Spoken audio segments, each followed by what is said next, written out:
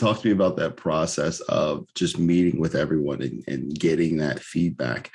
Were these people in your network? Were these like events that you went to? How did you kind of get your first testing group, so to say? Yeah, they were all people in my network. Probably a couple people met through people in my network too. But they're all people in my network. I mean, I'm fortunate in that I started a network of my own called the Chicago Tech Leaders. So we're about 100 people in Chicago. We all have founded small tech startups or run larger tech startups in the Chicago area. So I started this company about 8 years ago. I mean, not company, organization. Yeah. And so I really had a lot of people to talk to start it out with. No, that's awesome. I actually, in that group, I actually met with a lot of my competitors. And in the digital agency world, we or someone said it that, like, we're like pizza shops, right?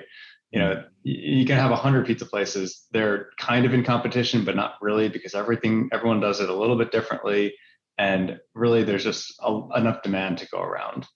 Right. And so they're actually really supportive. That's awesome. That's awesome, because I think as an early entrepreneur, in talking to folks, I think that when you have this great idea and you hear someone else is doing it, or you see someone else succeeding at what you want to do, that can be intimidating, right? So, like how did you deal with, knowing that your competition is going to be out there? They probably have a couple laps ahead of you, but still staying confident and true, sticking to the course. Yeah, so that's a great point, because a lot of new entrepreneurs might, you're going to have an idea and you're going to think it's the greatest idea in the world, and then you realize that someone else is doing something eerily similar, and that might get you disheartened. But in reality, it's very rare to have a truly unique idea. There's probably someone else doing what you're doing, and I take the stance that that's more validation that you're on the right track. If you have an idea that's truly unique, maybe you're not solving a problem worth solving.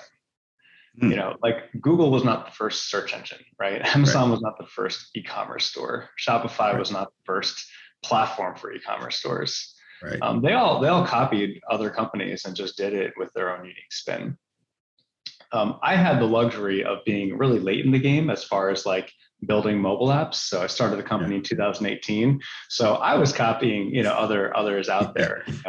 I'm not claiming to do the high level of what we do, in a completely uniquely. We do it in a unique way.